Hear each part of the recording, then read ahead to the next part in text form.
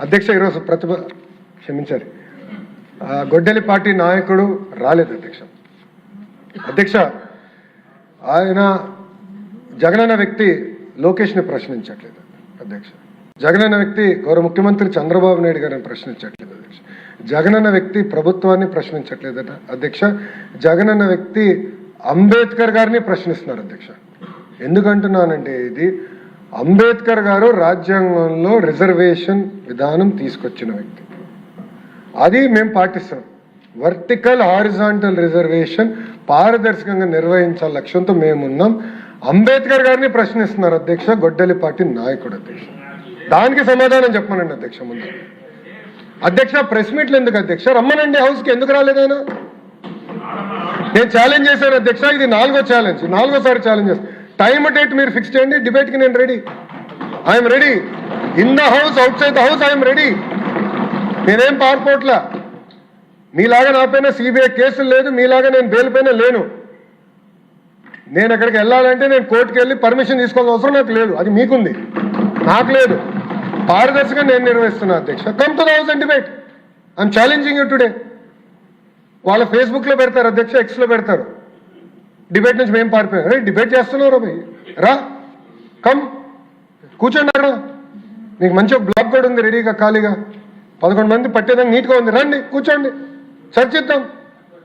సలహాలు సూచనలు ఉంటే ఇవ్వండి, విల్ టేక్ ఇట్ అప్. అంతేగాని అంబేద్కర్ గారు రాసిన రాజ్యాంగం మటుకు మీరు ప్రశ్నిస్తే ఒప్పుకునేందుకు మేము సిద్ధంగా లేం. తప్పనిసరిగా పారదర్శకంగా మేము నిర్వహిస్తాం. ఇంకొక 3 డిఎస్సీలు ఎన్నికల ముందర ప్రజాప్రభుత్వం నిర్వహించి ప్రభుత్వ పాఠశాలను బలోపేతం చేసే బాధ్యత మేము తీసుకుంటాం అధ్యక్ష. అంతేకాకుండా అధ్యక్ష మీరు చూస్తే సంవత్సరం అయిన తర్వాత మారుతున్నారు అధ్యక్ష. మొత్తం ప్రోగ్రామ్ అయిపోయింది, టీచర్లు ట్రైనింగ్ అయిపోయింది, అంతా అయిన తర్వాత సంవత్సరం తర్వాత వచ్చి ఇప్పుడు ఏదో అవకతవకలు జరిగినాయి. అంటే ఎక్కడో కాక్రోచ్ జనతా పార్టీ యాజిటేషన్ చేసింది, అది ఆదర్శంగా తీసుకుందాం. మేము కూడా ఆయన అన్నాడు కదా, నేను కూడా ఒక కాక్రోచ్ అని ఆయన అన్నాడు. ఆయన కాక్రోచ్ అంట. రమ్మనండి, రమ్మని చెప్పండి హౌస్కి, వీఆర్ రెడీ టు డిబేట్. సలహా సూచనలు ఇవ్వండి, సిస్టమ్ని ఇంకా స్ట్రెంథెన్ చేస్తాం. అంతేగాని 3 గంటలు ప్రెస్ మీట్ పెట్టి మేమైతే సిద్ధంగా లేము. చాలా స్పష్టంగా సమాధానం చెప్పేదానికి మేము సిద్ధంగా ఉన్నాం. నేను మళ్ళీ ఛాలెంజ్ చేస్తున్నా, come to the house, come set. ఇంకో 3 రోజులు ఉంది, ఈ రోజు కలిపితే 4 రోజులు ఉంది, రండి హౌస్కి రండి. ఆయన ఇంకా బెంగళూరులో ఉన్నట్టున్నాడు అధ్యక్ష, ఇంకా వచ్చినట్లేడు తాడేపల్లికి, ఇంకా బెంగళూరులోనే ఉన్నాడు ఆయన. మళ్ళీ ప్రత్యేక విమానం తీసుకుని రావాలి, ఆయన వస్తే వీఆర్ రెడీ టు ఆన్సర్ అధ్యక్ష. దాంట్లో ఎలాంటి సందేహం లేదు అధ్యక్ష. అధ్యక్ష గౌరవ సభ్యులు ఒక విషయం కూడా తెలుసుకోవాలి అధ్యక్ష. 2019 నుంచి 24 వరకు సుమారుగా 12 లక్షల మంది పిల్లలు ప్రభుత్వ పాఠశాలల నుంచి ప్రైవేట్ పాఠశాలకు వెళ్ళిపోయారు అధ్యక్ష. ఎందుకంటే టీచర్ లేరు, టీచర్ నియామకం లేదు. దానివల్ల చాలా తీవ్రంగా నష్టపోయింది నిరుపేద కుటుంబాల అధ్యక్ష. అందుకే అధ్యక్ష ఉపాధ్యాయులకి మేము పెద్దపీట వేస్తున్నాం, ఉపాధ్యాయుల్ని మేము మనస్ఫూర్తిగా గౌరవిస్తున్నాం, ఉపాధ్యాయుల దగ్గర నుంచి సలహాలు సూచనలు తీసుకుంటున్నాం. బెస్ట్ టీచర్ని నేను నెలకొకరిని కలుస్తున్నా. రేపు క్లస్టర్ మీటింగ్ ఉంటే 22వ తారీఖు విజయనగరం జిల్లా కూడా వెళ్తున్నా. క్లస్టర్ మీటింగ్లో నేను పాల్గొంటున్నా. డైరెక్ట్గా వాళ్ళ దగ్గర నుంచి ఫీడ్బ్యాక్ తీసుకోవాలి లక్ష్యంతో పనిచేస్తున్నా. ఆల్రెడీ కొంతమంది బెస్ట్ టీచర్స్ సగం మంది సింగపూర్ కూడా వెళ్ళొచ్చారు. వెళ్ళొచ్చిన తర్వాత వాళ్ళు తిప్పి నాకు ప్రెజెంటేషన్ కూడా చేశారు, అక్కడ ఏం నేర్చుకున్నారు, ఏం మనం అమలు చేయొచ్చు అని. ఇప్పుడు ఇంకో సెట్ ఫిన్లాండ్కి పంపించాడు, ఇంకో సెట్ ఆఫ్ టీచర్స్ ఫిన్లాండ్కి వెళ్ళారు. ఇన్ఫాక్ట్ కమిషనర్ గారు కూడా వెళ్ళాల్సిన అవసరం ఉంది, కానీ డిఎస్సీ పైన డిస్కషన్ ఉంటుంది, మీరు ఉండండి అని నేను రిక్వెస్ట్ చేశాను. అంటే మేడం గారు కూడా ఫిన్లాండ్కి వెళ్ళి ఫిన్లాండ్ మోడల్ ఆఫ్ ఎడ్యుకేషన్ నుంచి మనం ఏం నేర్చుకోవచ్చు, అది ప్రభుత్వ పాఠశాలలో ఎలా అమలు చేయాలి అని దానిపైన కూడా చాలా సీరియస్గా తీసుకుంటున్నాం అధ్యక్ష. అట్లా ఒక పారదర్శకంగా మేము నిర్వహిస్తున్నాం అధ్యక్ష.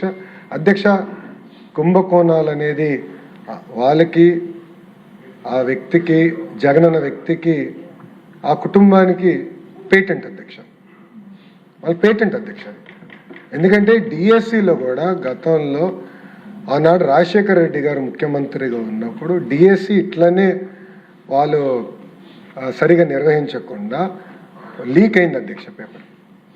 ఆనాడు అధ్యక్ష రవీంద్రనాథ్ రెడ్డి గారు వాళ్ళ మేనమామనే ఈ స్కామ్ చేసి ఓఎంఆర్ షీట్స్ అని హైదరాబాద్ తీసుకెళ్లారు అధ్యక్ష. హైదరాబాద్లో చేద్దాం డిఎస్సిని మొత్తం వాళ్ళ మనుషులకి ఇద్దామని. అప్పుడు ఆనాడు తెలుగుదేశం పార్టీ ప్రతిపక్షంలో ఉన్నప్పుడు పెద్ద ఎత్తున గౌరవ సభ్యులందరూ పోరాడితే డిఎస్సిని ఏకంగా ఆనాడు క్యాన్సిల్ చేశారు అధ్యక్ష. అలాంటి పరిస్థితి వాళ్ళు తీసుకొచ్చారు అధ్యక్ష. అది వాళ్ళకి పేటెంట్ అధ్యక్ష. 1,80,000 మంది టీచర్ పోస్టులు భర్తీ చేసిన పేటెంట్ తెలుగుదేశం పార్టీ అధ్యక్ష. డిఎస్సి మా పేటెంట్. పారదర్శకంగా నిర్వహిస్తాం. ముందు ఇది కూడా తీసుకెళ్తాం అధ్యక్ష. ఇది నా కమిట్మెంట్ అధ్యక్ష. యువతకి నేను కమిట్మెంట్ ఇస్తున్నా. ఎందుకంటే పాదయాత్రలో వాళ్ళు కలిసా, వాళ్ళ ఆస్పిరేషన్స్ నేను నేరుగా తెలుసుకున్నా. I'm committed to it. DSC నిర్వహిస్తాం. ఇంతేకాకుండా గ్రూప్స్ కూడా చాలా పకడ్బందీగా నిర్వహిస్తాం. దాన్ని కూడా ఒక గ్రూప్ ఆఫ్ మినిస్టర్స్ ఇన్ఫార్మ్గా కూర్చుని టైం బాండ్ ప్రోగ్రామ్ మేమే పెట్టుకుని అది నిర్వహించే ప్రక్రియలో మేము వెళ్తున్నాం అధ్యక్ష. అందుకే గౌరవ సభ్యులందరూ కూడా కోరేది ఇది డిస్కస్ చేయాలి, చర్చించాలి. మీరు కూడా తిరిగి నియోజకవర్గం వెళ్ళినప్పుడు దయచేసి మనం నిర్వహించిన డిఎస్సి ద్వారా వచ్చిన టీచర్స్ని కూడా కలవండి. ఎందుకంటే నిజంగానే వాళ్ళని కలిస్తే మనకు కొండంత బలం, ధైర్యం వస్తుంది. అంటే ఎలాంటి బ్యాక్గ్రౌండ్ నుంచి వచ్చిన వారు వాళ్ళు ఈరోజు టీచర్ అయ్యే పారదర్శకంగా నిలబడి వాళ్ళు మాడుతుంటే నాకే ఆశ్చర్యం ఉంది. ఎంత పర్ఫెక్ట్గా సమాధానం చెప్తున్నారంటే గొడ్డలి పార్టీ నాయకుడికి బహుశా మనం కూడా సభ్యులుగా చెప్పలేకపోతున్నాం. అంత నీట్గా సమాధానం చెప్తున్నారు అధ్యక్ష. అందుకే సెషన్ అయిందా దయచేసి వెళ్ళండి. మీరు కూడా మీ నియోజకవర్గాల్లో ఈ డిఎస్సి ద్వారా వచ్చిన టీచర్ని కలిస్తే మీకు కూడా చాలా ఐడియాలు వస్తాయి. మీరు కూడా వాళ్ళతో సంప్రదింపులు చేసిన తర్వాత సిస్టమ్ని ఇంకా ఫర్దర్గా ఇంకా ఎలా ఫైన్ ట్యూన్ చేయాలి, ఇంకా పకడ్బందీగా ఎలా చేయాలి దానిపైన కూడా మీరు సలహా సూచనలు ఇవ్వండి. నేను కూడా మొన్న రివ్యూ చేసినప్పుడు డిపార్ట్మెంట్ని చెప్పాను. ఎట్లయితే టీచర్ ట్రాన్స్ఫర్ యాక్ట్ తీసుకొచ్చాము, టీచర్ రిక్రూట్మెంట్ కూడా బహుశా ఒక బలమైన యాక్ట్ తీసుకొచ్చి ఈ ప్రాసెస్ మొత్తం టైట్ చేస్తే శాశ్వతంగా ఈ మెకానిజం ఉండాలి. సో రేపు ఎందుకంటే మంత్రిగా నేను శాశ్వతం కాదు అధ్యక్ష, రేపు వేరే వాళ్ళు వస్తారు మంత్రి, కానీ వ్యవస్థ శాశ్వతం అధ్యక్ష. Education department is permanent. వ్యవస్థ శాశ్వతంగా ఉండాలన్నప్పుడు 100 సంవత్సరాలు ఈ వ్యవస్థ ముందరికి వెళ్ళాలంటే మెకానిజం కూడా బలోపేతం చేయాల్సిన అవసరం ఉంది అధ్యక్ష.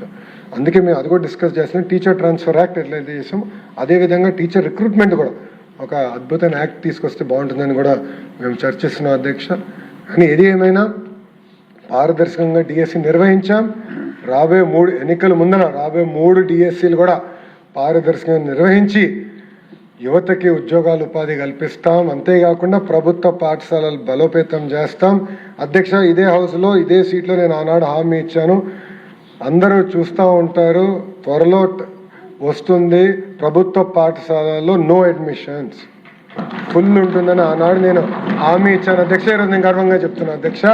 1,10,000 మంది పిల్లలు ప్రైవేట్ స్కూల్ నుంచి ప్రభుత్వ పాఠశాలలకు ఈ సంవత్సరం అడ్మిషన్ తీసుకున్నారు అధ్యక్ష.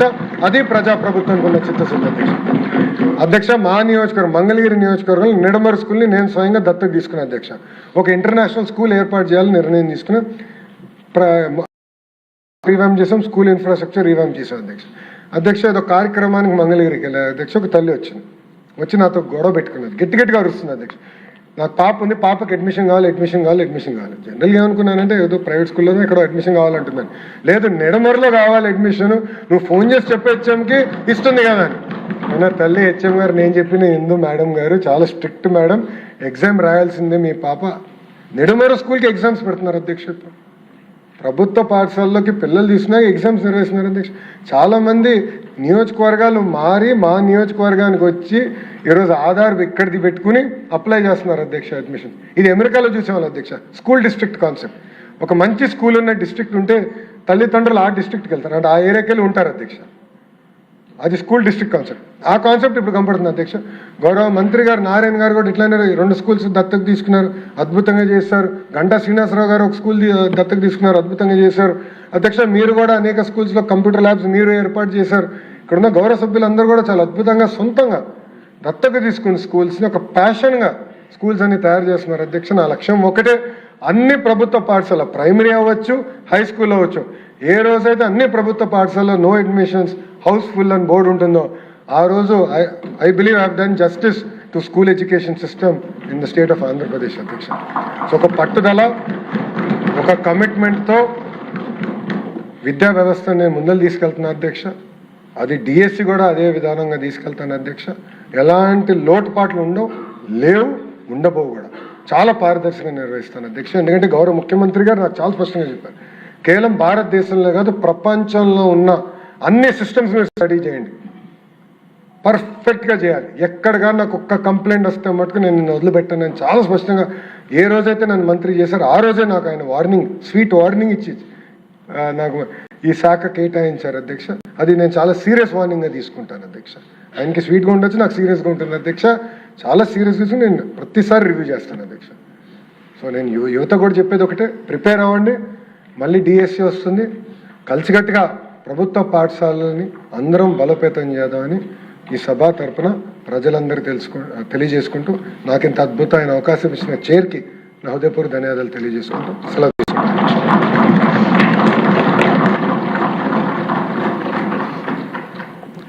150 పైగా కుట్రలు ఛేదించి అత్యంత పారదర్శకంగా 16,000 మంది